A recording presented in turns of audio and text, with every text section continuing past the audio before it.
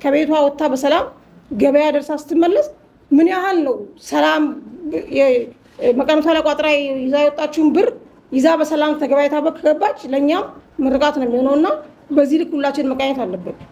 አንድ ወንጀል ስጋቶችን ከቀጠናችን ምርመራ ክፍል ስታቲክስ አለ።